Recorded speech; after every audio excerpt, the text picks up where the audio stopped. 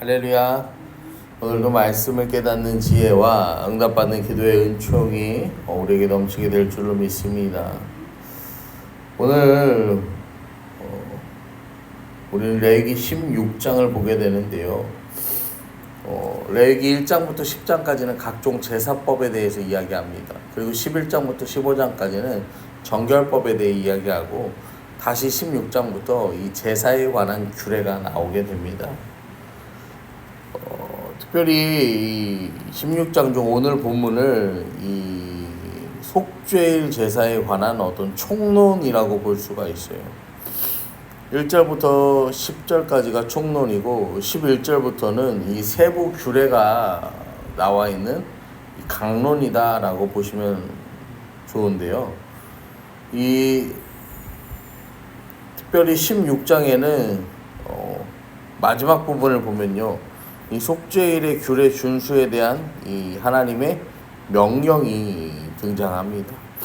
그런데요, 이 16장에는 이 속죄일이라는 말이 등장하지 않아요. 하지만 내용상 속죄일임을 알 수가 있어요. 레위기 23장도 보면 이 성회로 지켜야 할 절기에 대해서 이야기하는데 일곱째 달 열흔날은 속죄일이다라고 기록이 되어 있어요. 그래서 이 속죄일을 대속죄일이라고 우리가 또 부르는데 그 대속죄일이라는 말도 성경 어디에도 나오지가 않아요. 이 성경을 보면 7월 10일을 속죄일로 지키도록 이제 히브리 달력으로 7월 10일을 이 속죄일로 지키도록 하는데 이날을 뭐라고 하냐면 욤 키푸르라고 해서요. 이 오늘날 양력으로는 9월 중순쯤, 그러니까 우리 기준으로 치면은 한 추석 그때쯤이라고 이제 생각을 하시면 되는데 이 히브리력 7월 10일이 속죄일인데 7월 1일이 나팔절이에요. 그리고 10일이 속죄일이고 그 다음에 7월 15일은 이 초막절이 시작됩니다. 그래서 초막절을 일주일 동안 지키죠. 이 히브리 사람들은. 그러면서 7월 1일 나팔절은 유대력으로 신년의 첫날이에요.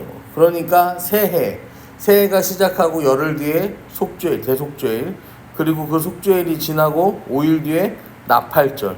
특별히 지금 이 시대에는요, 속죄일에는요, 유대인들도요, 하루 종일 예배하고 기도하고 금식합니다. 필수 인력이라고 할 수 있는 경찰, 소방대, 이런 사람들을 제외하고는 모든 사람들이 예배와 금식을 해요. 그리고 9세 미만의 어린이, 산모, 그리고 환자들, 이런 사람들을 제외하고는 다 하냐면은 금식에 동참해야 돼요. 지금 이 시대에.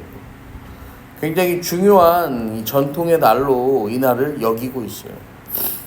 이 속죄일을 민족적 차원에서 지키는 이유는 이스라엘 전체가 그 정기적인 이 속죄를 통해서 자기들의 정결을 유지한다고 믿기 때문이죠. 여러분, 이 속죄가 중요한 이유가 무엇이냐면요. 속죄를 받음으로 정결하게 될 때 거룩하신 하나님과 우리 사이에 바른 관계가 유지될 수 있기 때문입니다. 그러면 여기서 하나 더 생각해 볼 것이, 그러면은 이 속죄가 그렇게 하나님과의 바른 관계 회복에 중요한 거면 개인적으로 하면 되는 거 아닙니까? 왜 굳이 이렇게 온 나라가요, 온 민족이 날을 정해서 다 그날에 그렇게 하나님 앞에 나아가야 합니까? 라고 질문을 하실 수가 있어요. 여러분, 우리 개개인의 속죄도 필요하지만요, 이 신앙 공동체의 속죄의 문제도요, 분명하게 필요하기 때문입니다. 우리가 잘 보면은 우리나라의 이민족에요, 1907년 평양 대부흥 운동이 일어나게 됩니다.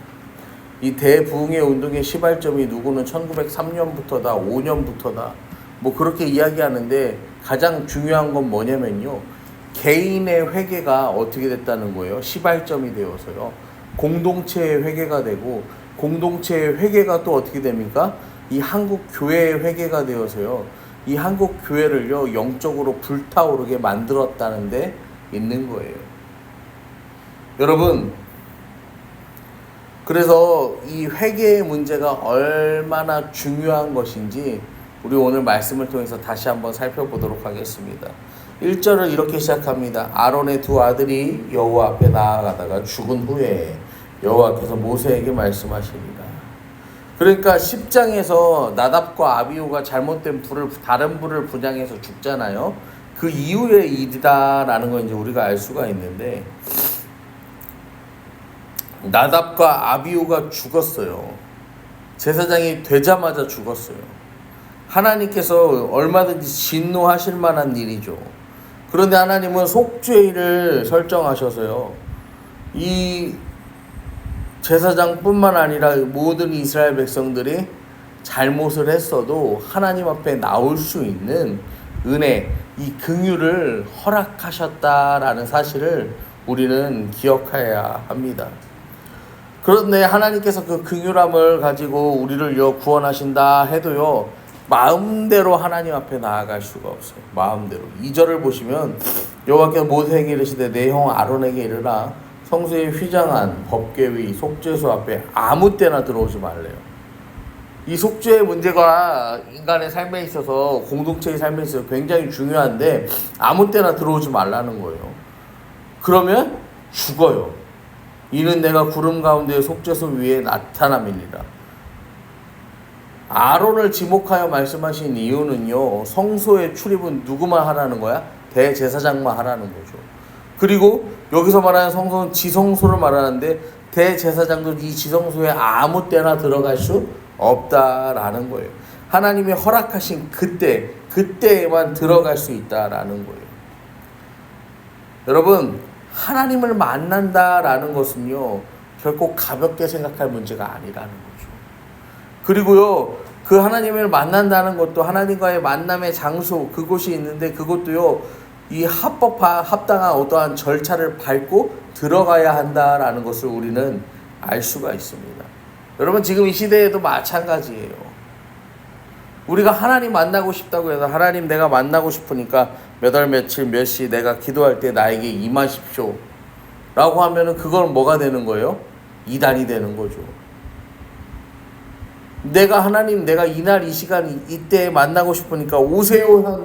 하나님 안 오면 하나님 죽었어 라고 말할 수 있습니까? 그렇지 않잖아요. 여러분, 이 속죄소는요, 일부 번역본에서 뭐라고 번역하면 하나님의 용서가 일어나는 장소, 긍휼의 자리, 그렇게 표현합니다. 그러니까요, 이 하나님 앞에 나아간다는 건 하나님의 용서, 하나님의 긍휼하심이 있는 자리예요.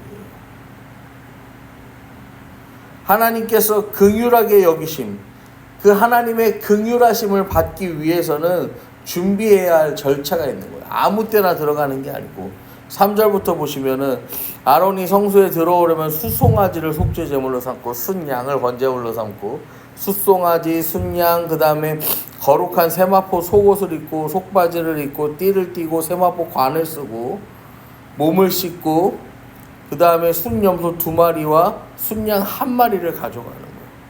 먼저 대제사장이 속죄의 절차를 밟아야 돼요. 본인의 죄를 속죄하고 번제를 하나님 앞에 드리고 의복을 정돈합니다. 그런데 여기서 중요한 건요, 그 하나님께서 이 명하여 만든 그 화려한 제사장의 의복이 아니라 어떤 옷이요? 이 때를 위하여 준비된 새로운 이 거룩한 옷을 입고 들어가야 한다라는 거예요. 세마포 옷을 입고.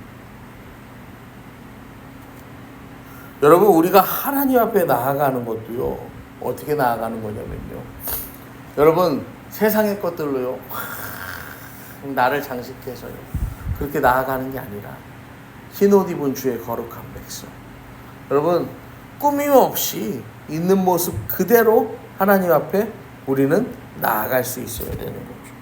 그렇게 나아간 다음에 이 회중을 위한 속죄의 제물로 순염소 2마리와 순양 1마리를 가지고 가는 거예요. 여기서 이제 등장하는 게 이 우리가 잘 아는 그 아사셀의 염소가 여기에서 등장하는 건데요. 7절부터 보시면은 또 그 두 염소를 가지고 회막문 여호와 앞에 두고 두 염소를 위하여 제비 뽑되 한 제비는 여호와를 위하고 한 제비는 아사셀을 위하여 할지며 아론은 여호와를 위하여 제비 뽑은 염소를 속죄제로 드리고 아사셀을 위하여 제비 뽑은 염소를 산채로 여호와 앞에 두었다가 그것으로 속죄하고 아사셀을 위하여 광야로 보낼지니라.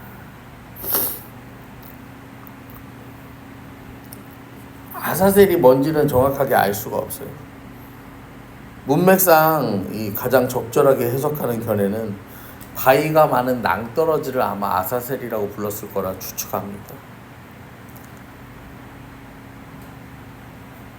하나님이 왜 그런 땅으로 그런 험지로 아사셀의 염소 한 마리를 아사셀로 염소 한 마리를 보내라고 하셨을까요? 모든 불의와 죄를 염소의 머리에 전가해서요. 그 염소가 광야로 나가는 이유가 뭘까요? 여러분, 광야는요 멀쩡한 사람도 살아갈 수가 없는 땅이에요. 짐승도 살아갈 수가 없는 땅이에요. 제단에서 제물로 바쳐진 염소만 죽는 게 아니라 그 광야로 내보내진 염소도 죽는 거예요. 죽는 방법만 다르지 제물로 바쳐지지 않았을 뿐이지 분리된 땅 광야에서 죽음으로 속죄의 제물이 됩니다.